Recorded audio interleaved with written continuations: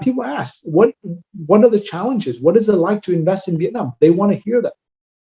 So the key to getting people to understand and appreciate Vietnam is to tell a story. Yes, we made money, or yes, we lost money, but we know what we're doing and we're here for the long term.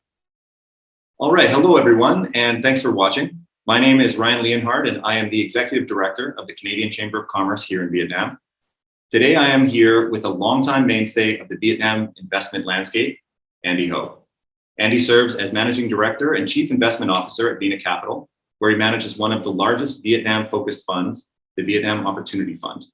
He is also the author of a recently published book, Crossing the Street: How to Make a Success of Investing in Vietnam, which we'll be talking about today. Andy, welcome, and thank you for joining us. Thank you. So let's get right to it. But before we do, many people watching right now will know who you are, especially here in Vietnam and from the investment community, but there are some who may not. So why don't we start with you telling us a little bit about yourself? Okay, thank you very much. I'm the, like you said, I'm the Chief Investment Officer for VinaCapital. Today, VinaCapital, we manage about $3.7 billion in Vietnam. We focus primarily in Vietnam. Our flagship fund is called VOF. It's listed on the London Stock Exchange, and we're part of the FTSE 500. And we primarily take that fund and we invest like Berkshire Hathaway, if you will, into Vietnam. And we generate profits from the investment, and we reinvest the money into Vietnam over time. And we're the only fund that pays dividends in Vietnam. So if you invest in the fund, you can expect dividend. Myself, I am Vietnamese. I was born in Vietnam, and I came back to Vietnam in 2004 with my wife, Tina. She's the CEO of Generali today, which is a large Italian company. And so my first project in Vietnam, if you will, was with Prudential. And so we both came back to Vietnam and worked for Prudential. I was obviously on the investment arm. And about 2007, I joined VinaCapital to be the investment officer. Prior to that, I spent time at Ernst & Young in the audit side. That's really where I got to know the financial statements really, really well. And I was educated at MIT and CU Colorado in Boulder. And so that's generally it. I enjoy investing simply because not only do you want to make money, but the key about investing is that you're motivated to learn. We learn a lot about businesses, about business models, about technology, about products, about services. You learn that every day, and that's the key to successful investment, is the motivation to learn over time. Great. Thank you for that introduction. And you were talking a little bit about VinaCapital, and maybe it's good for us to talk a little bit about VinaCapital and its investment strategy and objectives before we get into the book, just in case there's anything that our viewers need to know before we start talking about the content. Yeah, thanks for that, Ryan. You're right. Our flagship fund primarily focus on what we call private equity types of investment. So we look for private businesses, primarily family-owned, or state-owned enterprises before they go to an equitization process. An equitization process is whereby the government really brings in the public sector to be shareholders of the businesses. But we sort of try to fit ourselves in between that process, between the government and the public sector. So private businesses, state-owned enterprises, and we also look at public companies. We try to do some sort of private placements with public companies. So at the end of the day, we deploy large amount of money, like $40, $50, $60 million into the business. And then we ask for due diligence rights. So we'll be able to look under the hood of the car and look at the financial statements with one of the big four. Or we use the legal firm like Freshfield or Bakers to evaluate the legal situation. And we also spend a lot of time on ESG, environmental and social issues of the businesses. And then once we get through that process, that's called the due diligence process. Then we look at the terms, how we invest, what are the terms, our rights. And then the third component is we spend a lot of time on the board or the part of the management team or both, and help the business grow over time. At the end of the day, we have to make money for our investors. And how we make money for our investors is to exit the investment. And exiting the investment is really about selling the business. We sold, like, for example, the largest vodka business in Vietnam to Diageo from the UK. or we sold the international school Ishmik to Cognita, or we sold a large meat processing company to CJ. So our ability to generate profit is through selling the businesses that we invest in to strategic shareholders. The other way we generate profit is through listing the companies on the stock market. So yesterday, in fact, we listed one of our portfolio company called An Cuong. An Cuong is the largest producer of laminate woods in Vietnam. They deliver about $24 to $25 million in profit a year. So we listed on the stock market yesterday, and that's another way for us to generate return and profit for our investors. So in summary, we look to deploy a large amount of money. We look to due diligence, right, and we look to participate at the board level or the management level of the business. And at the end, we have to exit, whether it's through a trade sale or through an IPO, to return money to our investors. Thanks for that summary, and you certainly get into that in the book as well. But before we talk about the content of the book, we have to talk about the title, Crossing the Street. That's a unique title for an investment book. Why did you choose it, and what's the significance? It's quite simple. As a foreigner and yourself, you can imagine the first day you came to Vietnam. You can say, okay, yes, I'm trying to cross one of the major streets, right? So you have two choices. You can either do a 360 degrees on the block, or you can actually cross the street. So the number of motorbikes, the number of cars that goes on the street, it makes it very challenging to cross the street. And we think that Vietnam investment is similar. It's very challenging to make the investment. But as time goes by and you understand the flow of traffic, you understand how investments are done, you understand where the potholes are, right? You understand where the challenges, you can comfortably cross the street successfully. In investments the same way. If you understand the rules and regulations, the culture, the transparency, then you can successfully make that investment. The key is to understand these little things that are different relative to a Singapore economy or Malaysian economy or the US economy or a Canadian economy. It's different. If you understand that, you can comfortably cross the street.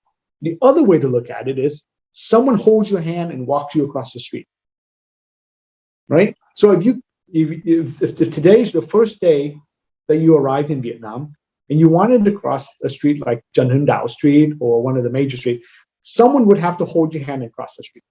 And you're comfortable with that. So we do that. VinaCapital will hold on to someone's hand and cross the street. But if you want to cross the street without our help, then you have to understand the cultures, the laws, the regulations, and how business is done. And this is what the book's about. What are the key things for you to understand in order to make successful investments in Vietnam? I think that's brilliant, actually, because, for example, the bravest I think I've ever felt in my life was the first time I crossed Hai Ba Chung during rush hour. So it is quite an experience. Now, do you look up in the sky and across the street? Oh, yeah. You can look as long as you're going in a straight line at a normal speed, as long as there's consistency, you're going to be okay. No sudden. But the key is you understood that there's a consistency that you have to get into. Otherwise, the motorbike will hit you. And I think that the analogy really extends far beyond just investment. I talk about it with Canadian businesses all the time as well. So, yeah, I love the title personally. So let's talk about the book a little bit more. What motivated you to write it, and were you writing it for any particular readers? Yeah, the motivation is quite simple. We travel the world, and we focus primarily in Europe, Canada, and US to promote the fund. And we've done this for about 15 years now. Every year, Don, our CEO, and myself, we travel the world and we promote the fund. And really, we promote Vietnam. I was telling Don the other day, we should get paid by the government of Vietnam to be the ambassador of Vietnam. We go around the world, we promote Vietnam so much. And when we promote Vietnam, people ask, what are the challenges? What is it like to invest in Vietnam? They want to hear that. These are our investors. So I think over time, we figured out, well, maybe we should just institutionalize this knowledge into a book. Right? Write a book. And lo and behold, Harriman, the publisher in London, said, look, they came to us about 3 years ago and said, well, why don't you put this into a business book? And you can share that book with investors who are interested in Vietnam. So in summary, it was basically, we've been asked these very questions over the last 15 years. And we thought if we put it in a book, it would be very helpful. Now, the irony of the whole thing was the book, the genesis of the book was 23 rules of investment. So we reduced it to about 21 rules. But what happened was when the publisher read it, they said, well, it sounded like you guys are really bad investors. Look at all these mistakes you made. And then we had this, okay, wait a minute. We're not bad investors. We want to show the world that we're experienced investors. And so we had to republish and re-edit the book in that way. But it was kind of funny. They came to us and said, look, you guys are really terrible at this. Well, and I imagine that's part of the lesson you want people to take away is learn from the mistakes that have happened in the past and know that we've gone past those too. Exactly. And that's what we hope. We hope people will give us their money and trust the fact that we have fallen. Our knees have been scrapped, and we have a lot of scars, and we can make good decisions from that. Well, and let's talk about those rules a little bit. You talk about the 20 rules throughout the book, and that's really what it's built around. So why are these rules, or rules generally, an important part of investing in Vietnam? I mean, it's talking about the different mistakes, but you're presenting solutions as well. So why are those so necessary? Well, let's work it backward. I have a rule that when people come to my office, they have to come up with 1, 2, or 3 recommendations. So don't come to me with problems. Come to me with problems, but give me recommendations as well. And let me make my life easy for me just to choose the recommendation, right? So the book is in a similar fashion. I rate it in a fashion that, yes, we have a problem, but here are the solutions or recommendations that we use to address the problem. So similar type of thinking. But it's important for us because we want people to be interested in Vietnam for the long run. We don't want a situation where they come in and there's a momentum or there's a wave that brings people in and then they get burned. They lose money. And this is what happened in Vietnam in 2007, 2008. Remember, Vietnam stock market crashed big time after 2006, 2007. And it took 10 years for a lot of these investors to come back. So we don't want that to happen again. We want people to understand that there are challenges investing in frontier/emerging market, and that when you make these investments, keep that in mind. And we don't want people to walk away and say, we got screwed. I don't want people to say that. I want people to say, look, it was a very volatile, a risky investment environment, and I understand that. And yes, we made money, or yes, we lost money, but we know what we're doing, and we're here for the long term.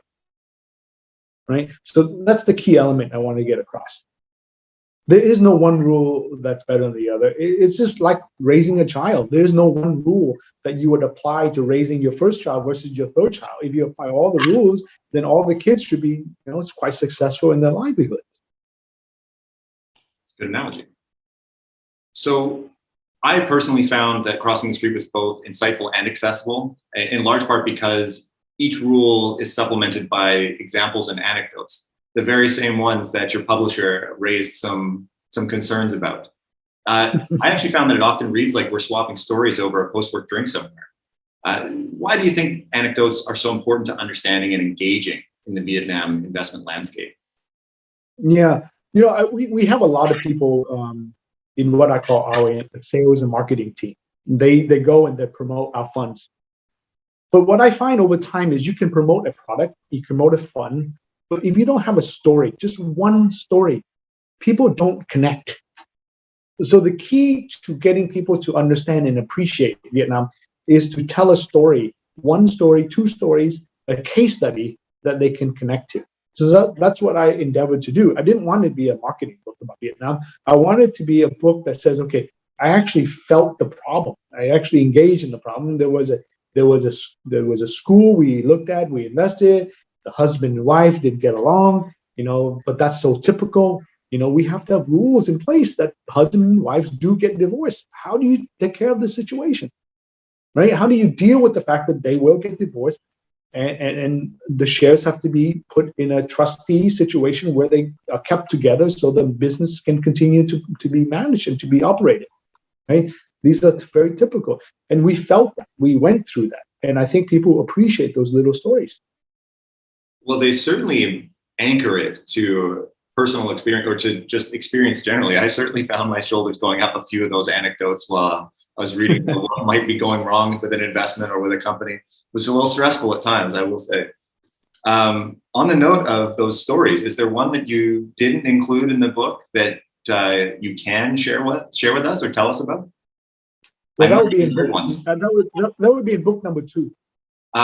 Okay. Well, I'll look forward to it then. And in the book number 2, I have to admit, there's a lot of stuff going on during this pandemic that's really worth writing about.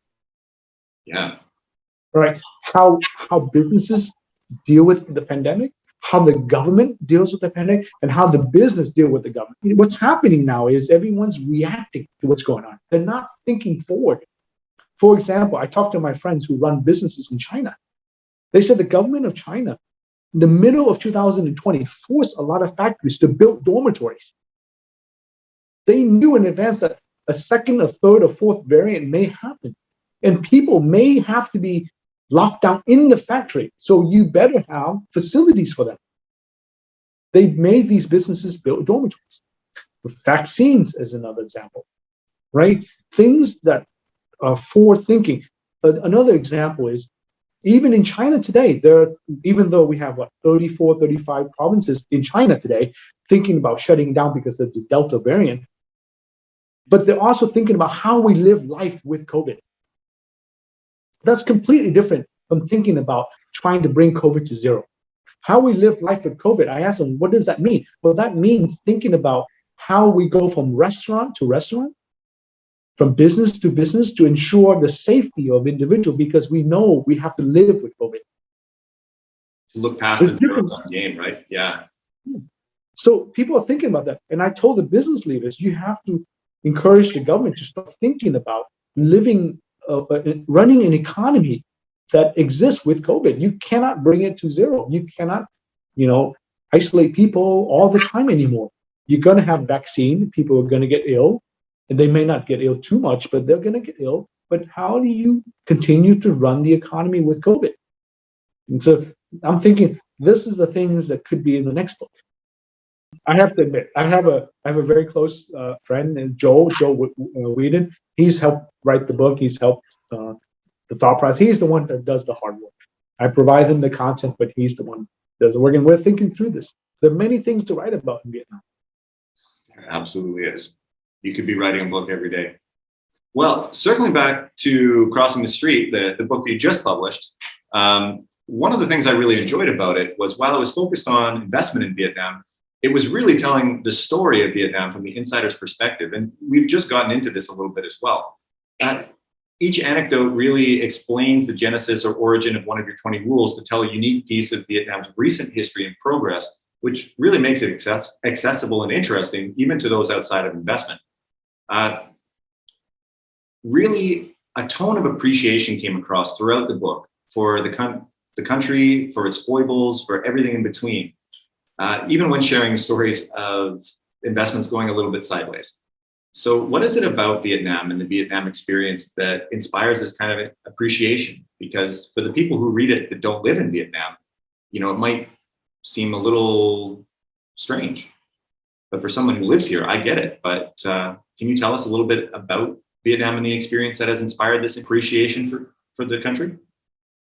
Yeah, so you have to be sympathetic to my angle where the numbers tell the stories, right?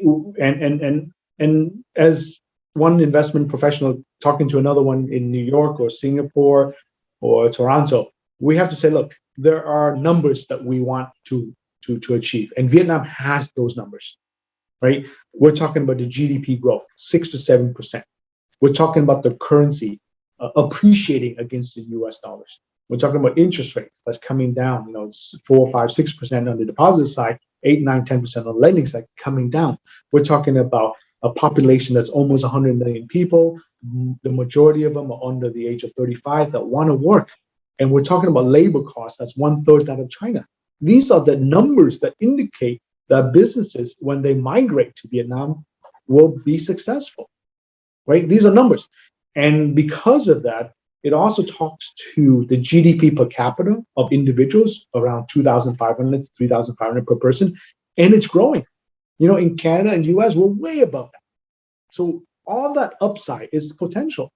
And that's what I'm trying to tell people, that don't worry about the soft side. You can have great food, you can have great culture, great place to live. Okay, fine. Look at the numbers. Here is where you want to invest, right? And it's not about 1 year, it's about 5, 10, 15 years from now, right? You're going to invest and you're going to see the fruits of this investment 5, 10, 15 years from now. That's what I want to tell people. Right, that's what I wanted to convey in this book, and in terms of numbers, in terms of, but along the way, you are going to face some obstacles. It's okay, right? It's okay if you can navigate your way around these obstacles, then you're going to be successful. That's the key part. But my point is, it's about the numbers, and Vietnam has all the numbers that indicate that success is in the makings for the next 5, 10, 15 years. Yeah, I mean, you say in your book that Vietnam is finally coming into its own, and I couldn't agree more. So there's certainly a reason for appreciation right there. Mm-hmm. Crossing the Street looks back at your years in Vietnam, and it talks a lot about lessons learned. So I imagine that the research and writing process ended up being quite reflective. Did you learn anything, or did you take away any lessons that you didn't expect while writing Crossing the Street? Yeah, my memory's terrible. That's one thing I learned. I tell Joel and I tell the team, this is what happened. They go, okay. Let's go research this case. Now, when they research it and say, well, Andy, it really didn't happen the way it did. So what I found out is our mind plays tricks on us. Our mind, and then I started watching YouTube videos. What do we remember?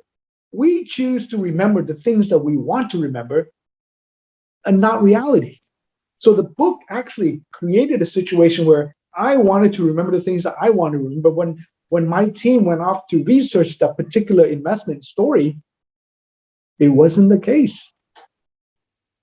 And so it caused a situation where, okay, maybe that wasn't a good example. Let's find another example of the point I was trying to make in the book.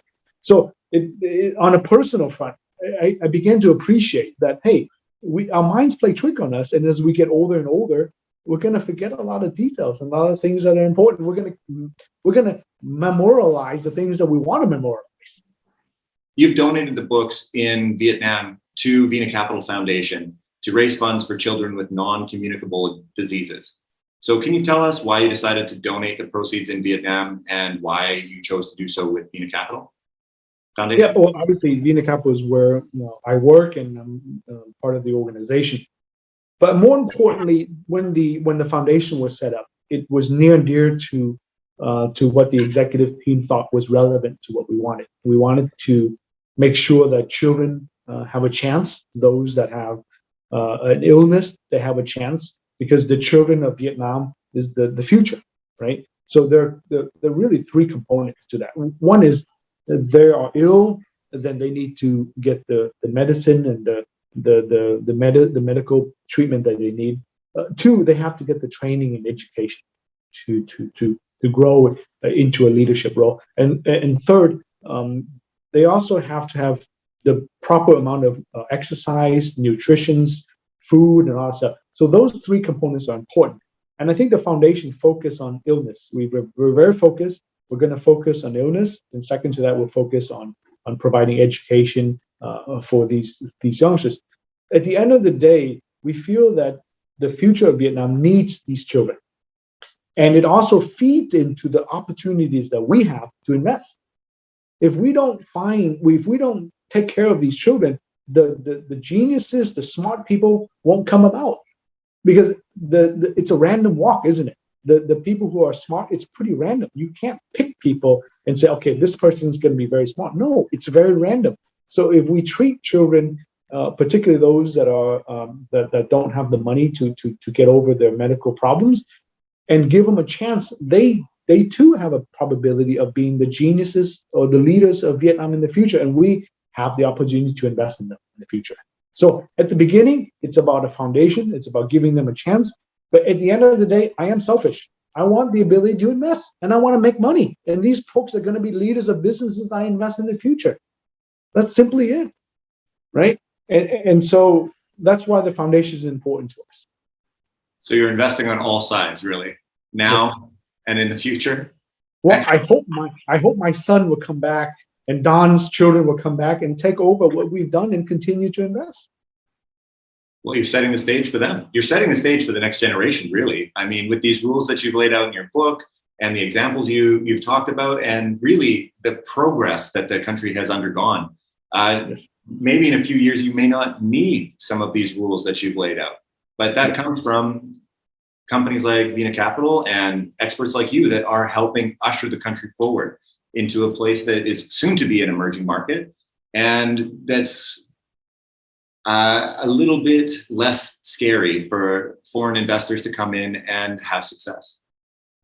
I think the next phase for us is to look at the partnerships that we have, right? So it's like sending a space probe. You send a space probe out there, it really understands that planet or whatever. Now you got the whole Canadian economy that wants to partner with Vietnam. Right, that's the next phase. Okay, we sent a probe. We understand Vietnam, whether it's through a book or through a group of people, what have you. Understand. Now you can send the Canadian pension fund. You can send various companies from Canada to Vietnam to partner with businesses and grow from there. Well, Andy, thank you so much. Really, when we look at Vietnam and what you talk about in your book, Vietnam is growing significantly year on year, and experts like yourself are invaluable. You're a resource for people in country, for businesses and professionals and investors from out of the country that are looking at the opportunities in the market. And I appreciate that you've taken the time to share today and to shed some light on Vietnam and the opportunities here. For anyone who'd like to purchase Andy's book, it's available on Amazon. And if you're in Vietnam and you're looking to pick it up, please do so through the VinaCapital Foundation, so to help raise funds for children with non-communicable diseases. And also just check out VinaCapital Foundation. They do a lot of good work, and it's a good way to give back. So thank you very much, Andy. Thanks everyone for watching today. Don't forget to like, subscribe, and hit the notification bell, and be sure to look for our future interviews. So thanks.